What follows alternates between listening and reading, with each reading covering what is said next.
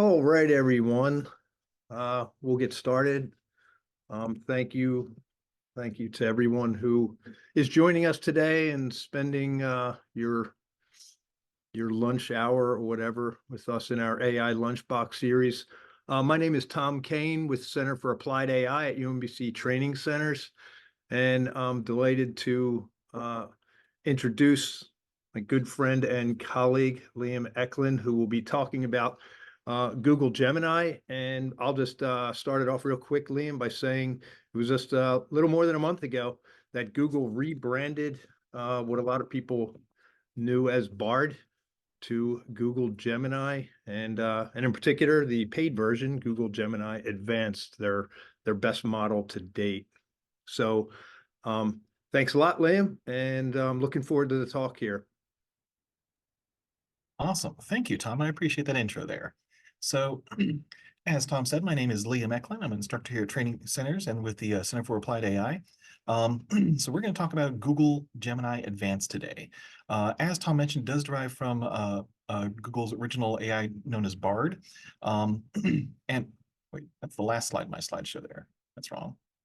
I guess I have a lot more slides in this slideshow. I have a better idea. Let's instead ask it about what it thinks about what's going on. Hey, Google Gemini, I could use a little bit of help here. Can you help me write a summary of a 25-minute lunch and learn talk about Google Gemini, which I can spell correctly this time. So Google Gemini, like Tom said, and like I've mentioned here, is the AI that is now starting to run a lot of the AI that is available to the clients to use on a lot of Google products, such as in this case, Google Docs. Basically, whenever you see the little magic wand, you can hop off and ask Google Gemini to help you draft something of what you're looking for here. So here's generated a nice little outline of a possible talk that might be a lunch and learn on how to use Google Gemini, which is great because that's exactly what we're going to be doing today. To start off with, let's go ahead and go to the start off with here. Google Gemini is going to allow us to do a lot of basic writing tasks, help us, develop boilerplate and things like that. Has some visualization tools we're going to take a look at as well. It's going to help us synthesize some stuff. But the big like feature for Google Gemini here is the integration with the Google suite of products. But let's start out here by actually going to a Gemini session. One of your usual like little chat sessions you might have with almost any AI client. But now let's start with Google Gemini here. To start with, let's ask it, what exactly is Google Gemini? And it'll tell us here that Google Gemini is, come here, it's a LLM AI, right? Large language model. It works with a bunch of different types of information, and it comes in a couple of different models that are available to you if you're using Gemini. Now, this particular session here is Gemini Advanced, so it's going to be using the Ultra 1.0 engine. We're going to do a little comparison of those in a moment here.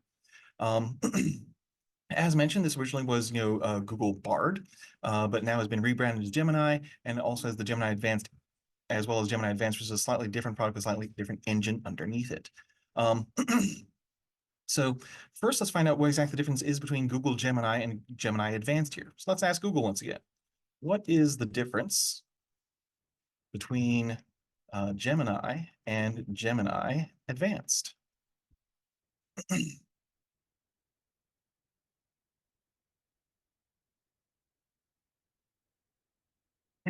So, as mentioned, the big thing is that Gemini Advanced has a more powerful engine, which is Ultra 1.0, while Gemini is just the Pro 1.0. We're going to take a little bit of a look at the difference between those two things there. So let's go and actually ask Google Gemini that question. Hey, provide a table showing the quantitative, I think that's how you spell that word, quantitative differences between Gemini models. And hopefully, Gemini is going to help us out here. Now, from the point of view of using Gemini versus some of the other AI tools that we'll talk about as well here. And of course, like all AI models, sometimes they change from day to day. I tested this yesterday, I promise you. Quantitative differences, provide a table showing the quantitative differences between Gemini models. Well, that didn't work, but let me try a different one here. Instead, let me ask, so exactly where does this Gemini tech come from? Is this developed by Google? Is it from OpenAI? Let's find out. Does Gemini use OpenAI tech?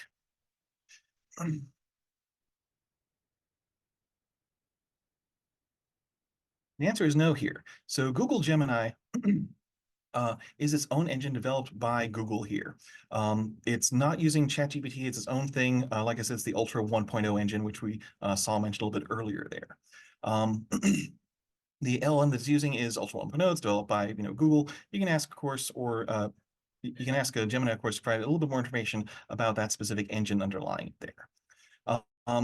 But I've mentioned already here that one of the really big features of using Gemini, well, actually, before I get to that feature, let me try that prompt one more again, showing a table of the quantitative differences there between, because that's really is a useful table there, and it was really good to have a moment earlier when I was going through this talk yesterday. Provide a table showing the differences quantitatively between different Google Gemini models.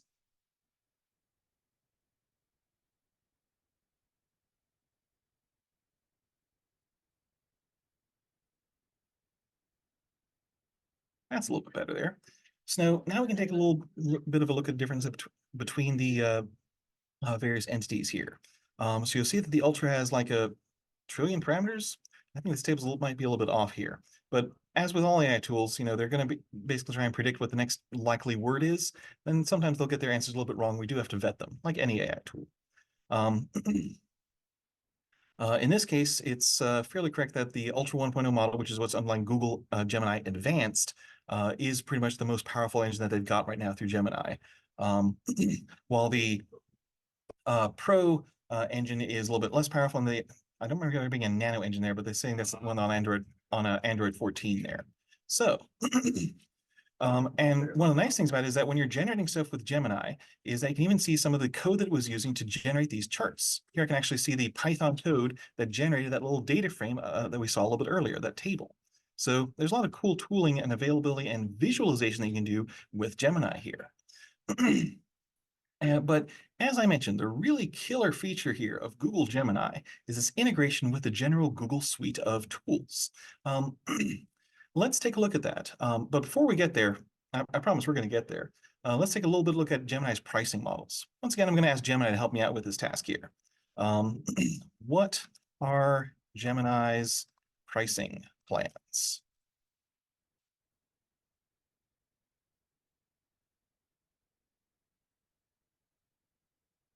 Okay, so Google Gemini does have a number of different pricing plans depending on what your use cases are. The most straightforward one is that the AI premium plan, which is about 20 bucks a month, is essentially Gemini access for you. It's going to allow you access in your Gmail, in your Docs, and Sheets, and general Drive stuff, as well as Google Meet. You're going to have access to, of course, the Gemini console here, like I'm using right now, and it's using Gemini Advanced, which is, the more powerful model that's available right now. I've heard some people put the Ultra 1.0 kind of like in the same plane as, say, GPT-4. I wouldn't say that's quite accurate there. It's more that they're maybe the same generation, like in terms of iterations here. But in terms of power and flexibility of the actual AI model itself, I personally haven't seen quite the same amount of capability and ability out of Gemini that I have out of GPT-4. But your mileage may vary and your prompts may vary as well.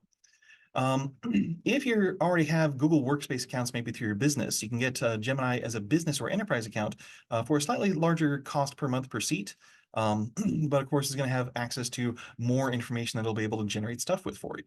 But basically, you're looking at somewhere in the realm of about 20 to 30 bucks a month for access to Google Gemini. Okay, let me just go ahead and start up a new prompt here where we'll look at some of the integrations that Gemini has with the rest of the Google suite. To start with, let's go ahead and solve a problem that I'm having right now here. Namely, I have a 2005 Toyota Matrix, okay, with a headlight out. I can't spell the word Toyota correctly. I'm getting there. With a headlight out. What kind of bulb do I need to replace it? Now, this particular question here, or prompt, you can tell is something that most AI models will be able to answer as well, based on the information available on the internet. It's an older car model. Okay, the parts list can probably be found and indexed in some way. And tells us here that the Toyota Matrix uses a 9003 headlight, also known as an H4. It tells me where I can find the bulb, what kind of bulbs are available to us, basic stuff that you'd expect from any kind of prompt here. Nothing too fancy. But what I want to know is, since I'm at work right now, this is my job, what stores near my work sell these bulbs? Gemini is able to hook into the fact that we have a location specified as part of your profile name, where your work location is. And it ties that into Google Maps to figure out, all right, based on where your work is and the things around that I can find in maps, what are the stores nearby to where you work that are selling these bulbs? That's really useful there, right? And it tells me about a couple of different auto parts stores that are available nearby. And even gives me a nice little map. Now, we're currently sitting about where this green drop pin is right there that I'm putting my cursor around. And while it looks like the closest one is this red one over here, this advanced auto parts, it's unfortunately kind of far if you have to walk because you have to make a really long detour to get around the fact there's a large interstate in the way. So since I want to get my afternoon walk in, which is the closest store? Store by walking. Okay. And go ahead and give me directions.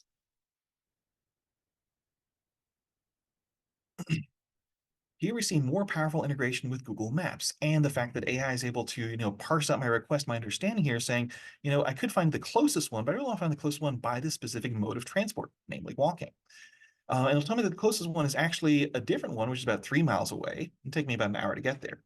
And if I scroll down here, I'll be able to see the directions, both walking to the very closest one, the one I said it would take a very long way to get around that, to get to an interstate safe route for walking there. And if I keep scrolling down, I'll find the one that is there. That's the one that's closest by walking. So it gives me a couple of different directions to pick from, but also tells me which one is the closest one by actual walking distance. That's great. So now that I've found now that I've walked to the store, got the headlight that I need, and come back here, I kind of need to know how to install the thing. So, hey, Google Gemini, find a video of someone changing my car's headlight. And this is where it's going to tap into the fact that YouTube is owned by Google, and it's going to be able to have a search, functionality through these YouTube videos, finding the appropriate videos for someone changing the headlight to a 2005 Toyota Matrix. And as we can see that right there, available, play play widget embedded into this page here, ready to go with Google Gemini. So Google Gemini has a great amount of integration with the various Google suite of tools, which is a really useful thing when you're trying to accomplish these sorts of general tasks. As we've seen here, trying to fix this problem with my with the headlight on my car. But one of the things that, of course, is part of the Google Suite that's really important and almost everyone uses in some way, shape, or form, of course, is mail. So let's go ahead and ask Google a little bit about my email. When you're dealing with the Gemini prompt here, you can bring up a set of possible tools that you can interact with via the @ sign, kind of like @ing a particular person on the server, say. You can see here that it can work in Docs, in Drive, checking flights and hotels, and well, Maps as YouTube, which I showed off a moment ago here. Now this time I want to specifically work with my mail. I'm going to ask, hey, Gmail, find emails from OpenAI. Here, Gemini is actually going to integrate with my mail account here through Center for Applied AI and find all the emails from OpenAI. Okay, we can see them here and even click on them to go through to that particular mail in my Gmail account as it opens up. So you can see how Gemini here is essentially going to become the new, uh, general prompt available to us when we're using Google tools. Like you can see the future here, right? It's going to start using this as ways of interacting with pretty much any Google product that you're using.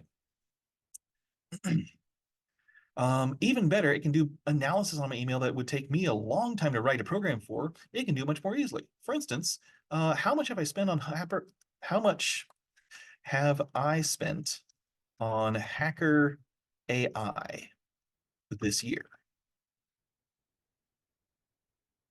Oh, that's supposed to be Hacker AI, not Hacked AI. Hopefully Google's going to understand Gemini is going to figure out what I meant here. We'll find out in a moment. Yep. Let me edit that prompt a little bit, fix that. Hacker AI.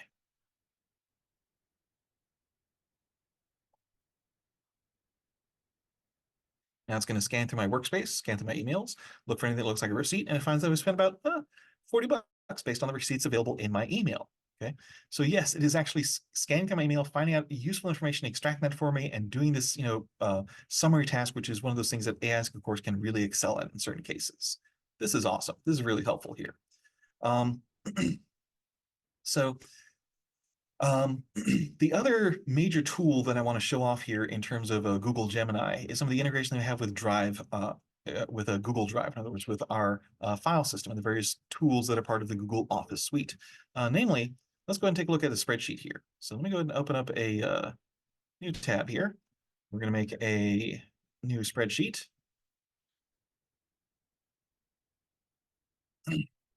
Now, unfortunately, while spreadsheets are awesome, and everybody likes spreadsheets, right? I mean, spreadsheets are like one of the coolest tools invented in the past, 20th century, after all.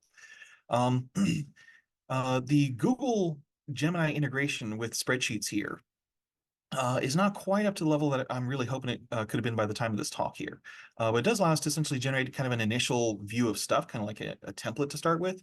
But in terms of, like, say, populating data directly with Gemini, not so much. Or, having it, say, maybe format or add in data for like a given column that I want, not really there either. It's really more about generating templates that I can use from here. So let's go ahead and create a template, namely provide a comparison of various AI tools such as ChatGPT, Gemini, Copilot, etc., and include pricing, and model sizes. Okay. We can see here while Gemini thinks about that a little bit and generates a table for me. It's kind of a good starting point here.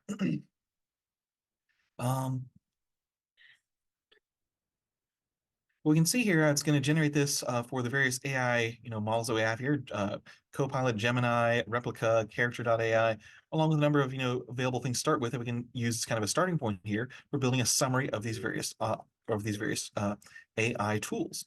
Awesome for us, right? We can make that boilerplate generation and some of that extraction a lot easier for us as we're doing analysis or development.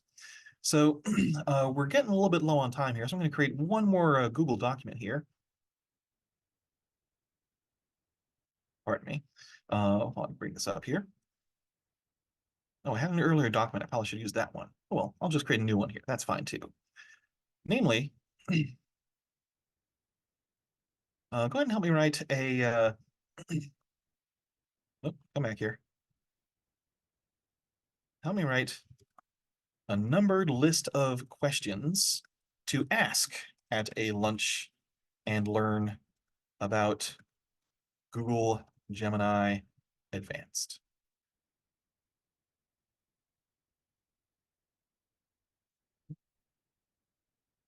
Okay. So I know there are a lot of questions in the chat there, and I'd love to be able to get to all of them if I could. Unfortunately, we're running a little bit short on time here. I know that your time is valuable. You want to be able to get back to your lunch, and we like a couple announcements to make as well. I highly encourage you, if you have questions that were not answered as part of this talk and we're not getting a chance to get to here in the chat, we've got Tom and Gen AI, and I think we've got at least someone else working in the chat channel here, helping answer questions. I strongly encourage you to check out our Slack channel for the Center for Applied AI here at UMBC Training Centers. We'll post a link in the chat there a little bit as to how you can join that and get more information there. So I see Tom hopping on here. It looks like he might have something to say. Is that right, Tom? Or Yeah, I also wanted to add, Liam, and I think we'll put uh, a link in the chat to, our YouTube channel where Absolutely. we have, and I guess you could probably bring it up here, Liam. I think it's there. So give that a chance. So you could probably go ahead and, share that as well. Excellent. Okay, so yeah, I do see that link in the chat there, Tom, for our YouTube channel, which has recordings of these various talks and various other material that we'll be coming with as part of the Center for Applied AI here. And I do could you want bring to that, also, could you bring that up, maybe before we look at this one, Lamb? the YouTube channel, sure, not a problem. Let me click on that there and let me share back to uh, that desktop. Okay, And if so the you Center, scroll down a little there, mhm, you'll see we have five, um, recordings of, mhm, that will give you additional information on the features of Gemini Advanced. So a little bit longer, a little deeper dive, but what you covered, Liam, you covered succinctly and did a great job to show the integration with the Google apps. But it's just another resource for people to see what Google Gemini can do with some additional examples uh, absolutely. on what you did. Great. Yeah, so please, if you're interested in more about Google Gemini, do check out our YouTube channel here at Center for Applied AI. Please join our Slack server. We've got plenty of experts as well as people learning to learn more about AI and AI tooling and machine learning in our Center for Applied AI Slack server. Further, let me go ahead and that is the wrong button. Let me try this one instead. Further, please mark on your calendars that we're going to have a couple of additional things coming up here in the next couple of weeks on Thursdays. Next week, I'll be back again talking about generative AI and writing software code. In other words, using various AI tools to write software code with. We're going to have kind of a focus on GitHub's Copilot, but we might look at some other models as well in terms of what they can generate in terms of code as well. And please follow us up in a fortnight from now for our ethics and AI chat, Lunch and Learn, which is going to be really exciting, done by Ed Melick. I'm looking forward to it. I'm definitely going to be there for that one. And in 3 weeks, so I guess 1.5 fortnights, that sounds about right. We're going to have our meetup here in Columbia, Maryland, in the Center for Applied AI offices as part of UMBC Training Centers. If you're local to the Baltimore, Washington, D.C. area, please come and join us. It'd be great to see you. We're gonna have a couple of key point speakers on various AI topics and directions. It's gonna be great. There's probably gonna be some, what is it? Tom, is there gonna be I feel like I'm missing something from the Center for Applied AI meetup. We will have a speaker from NVIDIA talking about retrieval augmented generation. So that should be a lot of fun. An NVIDIA person, and I think most people know who NVIDIA is. Maybe based on their stock shooting up, doubling in a few months. Awesome. That's great. Well, Tom, I've got, talk my piece here. I want to turn over to you if there are any other things that we need to talk about before we go ahead and thank everyone for joining us this lunch. Yeah, thanks a lot, Liam. Again, succinct and good information. Like Liam said, that was the main thing about Google Gemini versus other AIs is the integration with Google, the Google apps. And there is one other thing I went ahead and put a link for Google Gemini at the top. If you click on that, Liam, I don't know if you can scroll up in chat and Oh, share that. yes. Which one? It's at 12:14 I Thank you. posted. Yes. So let me Google DeepMind. Okay, let That's me go it. ahead and let me share that part of the screen there.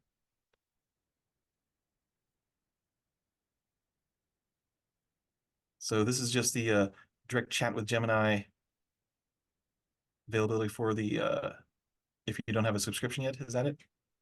No, that one, uh, uh, does it say, so DeepMind? Yeah, there you go. That's the one, right? Yeah. So that gives all the information about Gemini Ultra and Pro 1.0. But one of the things I would encourage people to check out is Gemini Pro 1.5. That Mm, was released a little over a month ago with incredible fanfare because Google Gemini 1.5 has a 1 million token context window. And if you scroll down, Liam, we'll be able to at least show people there's some really good videos to check out here that talk about this one talks about how the Gemini 1.5 Pro ingested the entire the transcript of the Apollo 11 mission mhm, and shows how you can just pick out points within the Apollo 11 uh, transcript. So it just shows how you can ask the AI questions about that. And one interesting one here, if you look at this, is they just draw a picture of basically a boot and they say, "Hey, what do you think this means?" And it goes right to the point in uh, where where Neil Armstrong's sets his foot on the moon and says his famous line that most people are aware of. And if you scroll down again, Liam, there is a video of um, so this is an example of a 1 hour video where mhm. the AI is asked questions about the video and it pinpoints the exact point in the movie when questions are asked and it shows the answers to the questions. So check this out. Google Gemini 1.5 Pro right now has the largest context window, meaning you can evaluate giant chunks of data at one time. And also the other meaning is that you can have a much longer conversation and it remembers, what you had talked about, say 2 hours ago in a 2 hour long conversation. So this is where we're headed. So thanks for sharing that with everyone, Lam. Awesome. Thank you, Tom, for pointing that as well. Also, they're doing this on the Sherlock Jr. movie starring Buster Keaton. Excellent movie. I highly recommend it. All right. Thanks again, Lam. Appreciate it. Sure. Thank you. And thank you all that came. It was great to talk with you. Hope to see you all again next week as well.